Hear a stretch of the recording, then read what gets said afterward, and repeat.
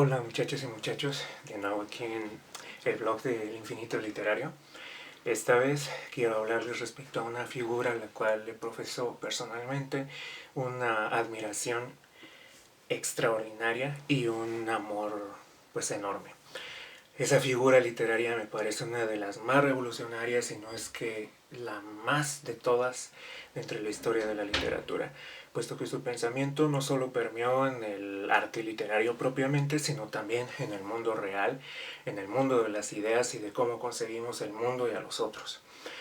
Eh, pues en decir que es el más revolucionario es algo muy osado, y obviamente es una opinión personal y que por ahora no pretendo justificar, es simplemente gusto individual.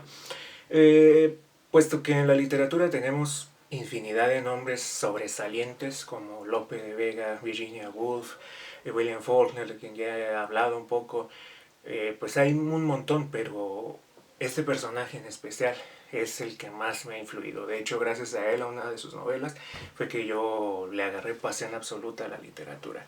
Bueno, para no dar más preámbulos, de quien hablo es de Fyodor Dostoyevsky, el más reconocido de todos los autores rusos y uno de los nombres más sobresalientes en la historia de la literatura. Su nombre, bueno, circula por todos los ámbitos, es muy citado, muy frecuentado en redes, incluso se postean muchas frases de él, pero a mi parecer y a lo que yo he visto, nunca se le ha dado el lugar que debe tener tanto en la cultura como en el pensamiento de la humanidad. Todos los datos que aquí presentaré están basados en este librito que es del biógrafo Joseph Frank. Joseph Frank es un estudioso estadounidense que dedicó gran parte de su vida a formar la vida o reconstruir la vida de Fyodor Dostoyevsky. Es su biógrafo, digamos, más importante, de más envergadura, y la verdad es que el libro es una maravilla. Esta es la síntesis de todos los tomos que hizo. Los tomos son como 8, me parece, pero no tiene pérdida. O sea, hace un escrutinio maravilloso no solo de la vida personal de Dostoyevsky, sino de sus ideas, de su entorno social. Si quieren conocer a este hombre, a Dostoyevsky, acudan a Frank, es extraordinario. De hecho, yo le debo a este hombre muchísimo porque me ha ayudado demasiado en mi tesis, que es sobre el idiota de Dostoyevsky. Bueno, Dostoyevsky nació en 1820. Él provenía de una familia, digamos, pues bastante apretada en cuanto a recursos económicos se refiere. Su padre era un médico que muchas veces se ha ganado una fama, me parece, injusta, de hombre tirano. Muchos biógrafos se precipitan a tacharlo como un verdadero villano, en el cual está basado propiamente, por ejemplo, el padre de los Karamazov, ¿no? En la última novela de Dostoyevsky. Y por ende, quienes atienden a este tipo de juicios piensan que su padre pues era lo peor, ¿no? Ciertamente era un hombre bastante irascible, tenía una condición nerviosa que lo hacía bastante, que lo alteraba mucho. El hombre no podía tener mucho control sobre sí mismo. Tenía celos enfermizos hacia su esposa, con sus hijos era muy estricto. Se dice que, por ejemplo, les daba latín a Dostoyevsky y a sus hermanos, y si no sabían alguna declinación o algún tema a impartir, pues simplemente les decía, ¿saben qué? Váyanse a la fregada y nos vemos otro día, que ya sepan lo que estamos haciendo. No obstante, también era un hombre que se apasionó por su familia, que nunca dejó de cumplir, que le daba abasto a sus hijos, que siempre llevó comida y salud a su familia. Así que yo pienso, al igual que Frank, que era un hombre pues con sus debidos defectos como cualquier otro ser humano, pero tampoco es digno de ser vilipendiado tan bruscamente, ¿no? Por otra parte, tenemos a la madre de Dostoyevsky, perdón, está haciendo un calor horrible. eh, Tenemos a la madre de Dostoyevsky, María, que era una mujer en la cual Dostoyevsky se inspiró para crear a varios de sus personajes más puros, más elevados, más angelicales incluso. María era una mujer extremadamente amable, muy sociable, y que, por ejemplo, cuando los Dostoyevsky contaban con una hacienda en el campo, ella siempre distribuía los bienes propios de la familia con la servidumbre, con sus propios trabajadores, con tal de que estos gozaran de una calidad de vida digna, ¿no? Humana. De este tipo de escenas, de la empatía y solidaridad que sentía María por el campesinado, Dostoyevsky extrajo un, digamos, espíritu de lucha por alcanzar la igualdad social para todos, ¿no? Era ver a los campesinos tan de cerca, le daba ya detalles de cómo era la vida de las clases sociales bajas de la Rusia de la primera y segunda mitad del siglo XIX, en el transcurso de esa época. Eso hizo que fuera un hombre muy interesado en cuestiones sociales. Nunca apoyó el orden estamental tan anquilosado de la Rusia decimonónica, sino que siempre lo cuestionó y buscó que la gente pudiera vivir toda a su manera. Lamentablemente el padre de Dostoyevsky fue asesinado por la propia servidumbre. Esto también es otro pretexto para que algunos biógrafos digan que en realidad sí era un tirano. Bueno, hay un cierto velo de misterio alrededor de esa muerte. Ciertamente podemos decir que pues el padre de Dostoyevsky llegó a cansar a algunos sirvientes, ¿no?, que tenía, y eso provocó que pues estallaran en una revuelta.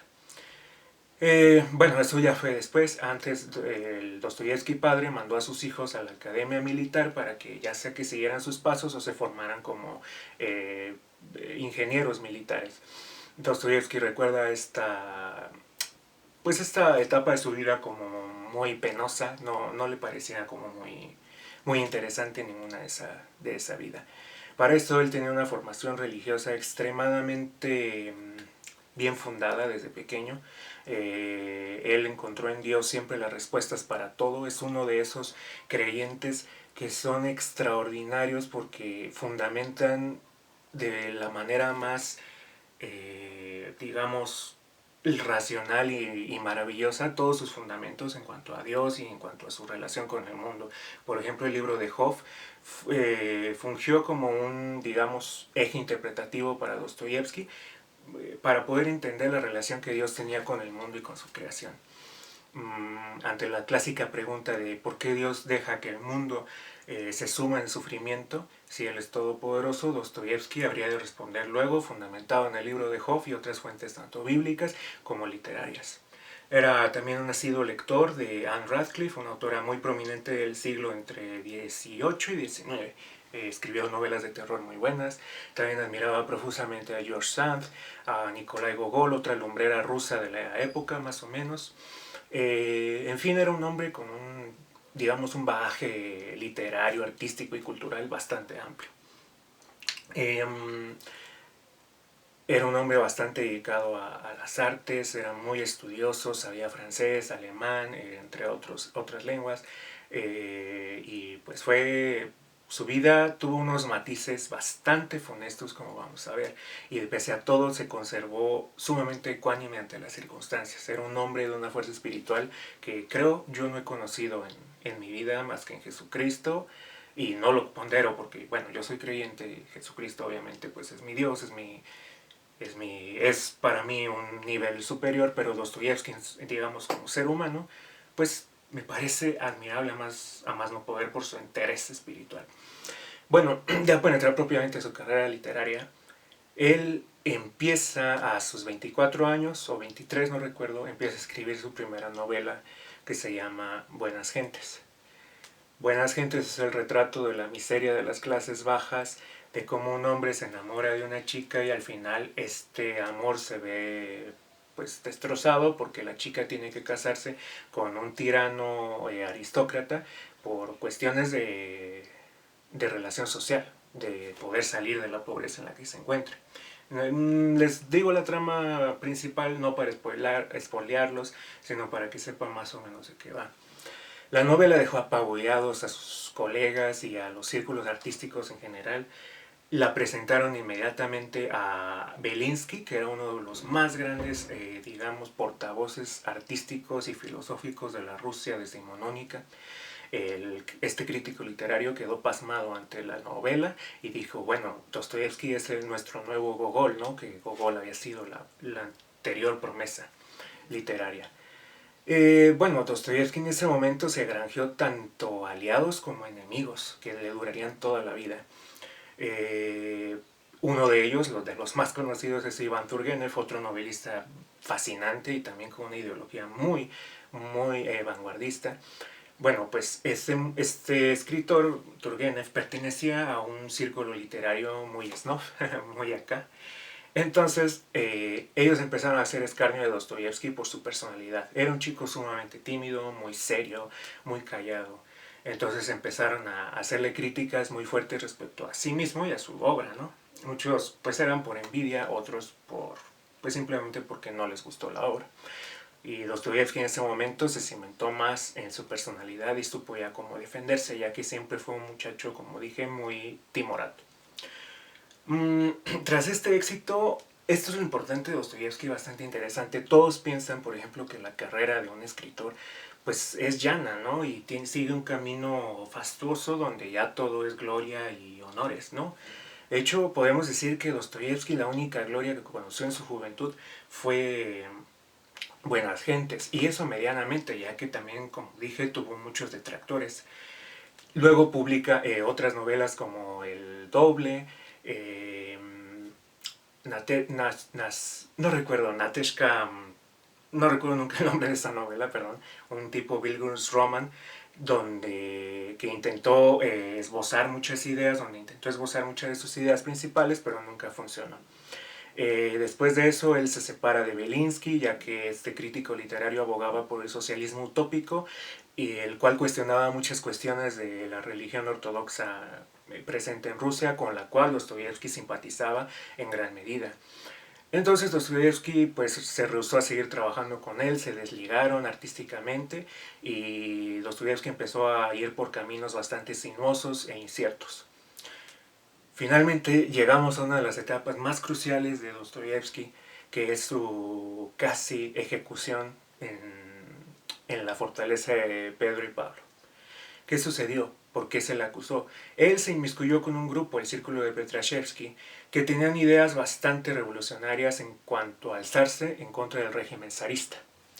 El zar en esos tiempos era un hombre que había prometido cambio, que había dicho que destruiría el orden estamental de Rusia y que ya no existirían los siervos ni las clases bajas, cosa que claramente no cumplió, y se volvió sumamente tirano, volvió a oprimir al pueblo y empezó una época de verdadero terror en Rusia, porque cualquier periódico, libro o persona que clamara a voz viva que el zar era un tirano era censurado e incluso ejecutado.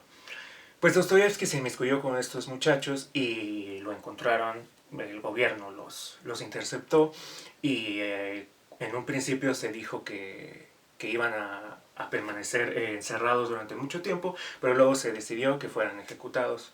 Eran cerca de, me parece, 40 hombres. Pues Dostoyevsky a esto le llegó de una forma extraordinaria, no sabía cómo reaccionar al respecto, y entonces fue que él pudo pues sentir ya una nueva convulsión en su vida, que era ya la llegada de la muerte. Este episodio es bastante conocido en su vida, le hacen el juicio, lo condenan sobre todo por haber leído unos documentos en donde él hacía crítica respecto a otro autor, pero se malinterpretó, entonces pensaron que él abogaba por lo que decía ese autor, cuando en realidad él estaba criticándolo, ¿no? Total, hicieron oídos sordos a sus peticiones y a sus defensas, y lo mandaron a ejecutar. Se dice que justo en el momento de la ejecución, cuando Dostoyevsky estaba enfrente del pelotón de fusilamiento como José Arcadio, el coronel Aureliano Buendía en 100 años de soledad, bueno, se dice que de repente sonó una campana y llegó un mensajero.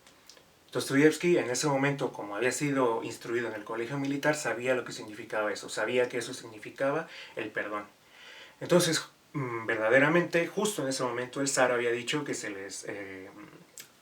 les perdonaba la falta que habían cometido, pero que tenían que irse. Al principio la sentencia era de 6 años, me parece, a las cárceles de Siberia, unas de las más crueles en toda Rusia. Sin embargo, la condena pasó a ser de 4 años por diversas circunstancias. Dostoyevsky fue trasladado allá, a una prisión de alta seguridad, donde dice que pues sufrió lo inimaginable, ¿no? Además, hay que recordar que el hombre vivía atenazado y aterrado por una especie de epilepsia y otro tipo de condiciones nerviosas y psicológicas que lo volvían sumamente vulnerable.